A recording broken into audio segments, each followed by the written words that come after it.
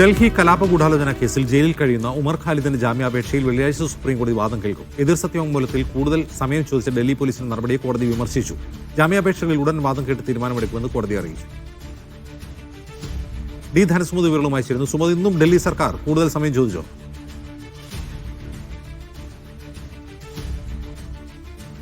ഇന്ന് ഹാജരായ ASG SV Raju കൂടുതൽ സമയം ചോദിക്കുകയാണ് ചെയ്തത്. ഇതോട് കടുത്ത അതൃപ്തിയിലായിരുന്നു സുപ്രീം കോടതി. കാര്യം നേരത്തെ തന്നെ ഇക്കാര്യം സുപ്രീം കോടതി അറിയിച്ചിട്ടുള്ളതാണ്. കഴിഞ്ഞ തവണയും വന്ന് കൂടുതൽ സമയം ചോദിക്കുകയാണ് ഡൽഹി പോലീസ് ചെയ്തത്.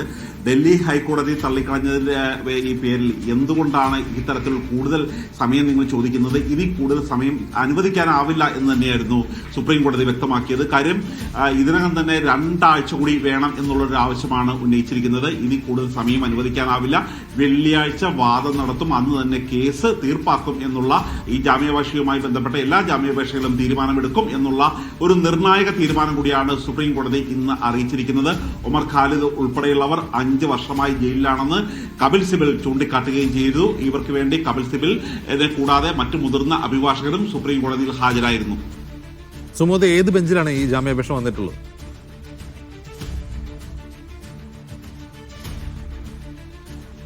ജാമ്യാപേക്ഷ ഇന്ന് സുപ്രീം കോടതിയിൽ പരിഗണിച്ചു കഴിഞ്ഞപ്പോൾ പ്രധാനമായും ചൂണ്ടിക്കാണിച്ചത് ഇത് 16ാമത്തെ ബെഞ്ചിലായിരുന്നു ഇന്ന് സുപ്രീം കോടതിയിൽ ഈ ജാമ്യാപേക്ഷ എത്തിയത്. മാത്രമല്ല ഇത് ഈ ഒരു കാരണവശാലും ഇനി സമയം നീട്ടി നൽകില്ല. മാത്രമല്ല ഇതുമായി ബന്ധപ്പെട്ട ഒരു ജാമ്യാപേക്ഷ നൽകുമ്പോൾ ഒരു കൗണ്ടർ അല്ലെങ്കിൽ എതിർ സത്യവാങ്മൂലം സമർപ്പിക്കേണ്ട കാര്യം പോലും ഇല്ല എന്നുള്ളൊരു കാര്യം കൂടിയാണ് ഇന്ന് സുപ്രീം കോടതി വ്യക്തമാക്കിയിരിക്കുന്നത്. അതിന്റെ കൂടി അടിസ്ഥാനത്തിലാണ് ഇനിയൊരു അവസരം നൽകാതെ ഇക്കാര്യത്തിൽ വാദം തുടരാനും ഈ വാദത്തിൽ അന്ന് തന്നെ തീരുമാനമെടുക്കാനും സുപ്രീം കോടതി തീരുമാനിച്ചിരിക്കുന്നത്.